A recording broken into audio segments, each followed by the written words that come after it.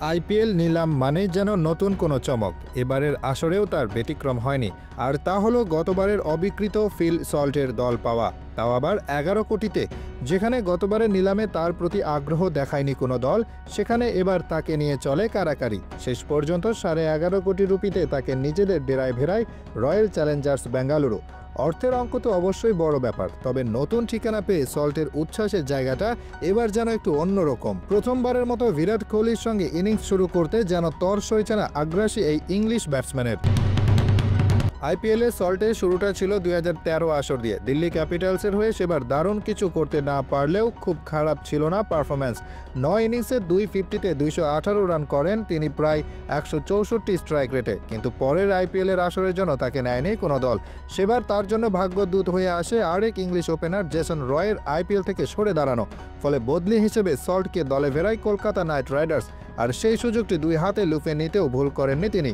2024 আইপিএলে 182 স্ট্রাইক রেটে 435 রান করেন তিনি। সুনীল নারায়ণের সঙ্গে তার বিধ্বংসী উদ্বোধনী জুটি বড় ভূমিকা রাখে কলকাতার শিরোপা জয়ে। এবারের মেগা নিলামের আগে তবু তাকে ছেড়ে দিতে বাধ্য হয় কলকাতা। দুই বিদেশি হিসেবে তারা ধরে রাখে নারায়ণ ও আন্দ্রে রাসেলকে, সেই সঙ্গে ধরে রাখে রিঙ্কু সিং, হর্ষিত রানা, ভারুণ চক্রবর্তী ও রমানদীপ সিংকে। তবে ধরে রাখতে না পারলেও সল্টকে দলে নিতে চেষ্টার কমতি ছিল না কলকাতার। তাকে দলে পেতে নিলাম টেবিলে প্রবল লড়াই করে বেঙ্গালুরুর সঙ্গে, কিন্তু ততক্ষণে ভেঙ্কটেশ আয়ারের জন্য 23.75 কোটি রুপি খরচ করা কলকাতা শেষ পর্যন্ত পেরে ওঠেনি বেঙ্গালুরুর সঙ্গে। এদিকে পুরনো দল না থাকার আক্ষেপের চেয়ে নতুন দল নিয়ে রোমাঞ্চটাই বরং বেশি সল্টের, বিশেষ করে বিরাট কোহলি সতীর্থ হতে পারবেন বলে। প্রধান কোচ অ্যান্ডি ফ্লাওয়ার এর মধ্যেই বলে দিয়েছেন, কোহলির উদ্বোধনী জুটির সঙ্গী হিসেবেই সল্টকে দলে নিয়েছেন তারা। 28 বছর বয়সী এই ব্যাটসম্যান নিজেও তাকিয়ে আছেন কোহলির সঙ্গে জুটি করার অপেক্ষায়। তিনি বলেন, বিরাটের জন্য আমার সম্মান অনেক অনেক বেশি। বিপক্ষে খেলার সময় অনেকবারই তার সঙ্গে টুকটাক কথা হয়েছে, আমার মজা হয়েছে। এবার তার সঙ্গে খেলার জন্য মুখিয়ে আছি আমি। এর আগে বেঙ্গালুরুর হয়ে ইনিংস শুরু করেই অসাধারণ পারফর্ম করে গেছেন ক্রিস গেইল।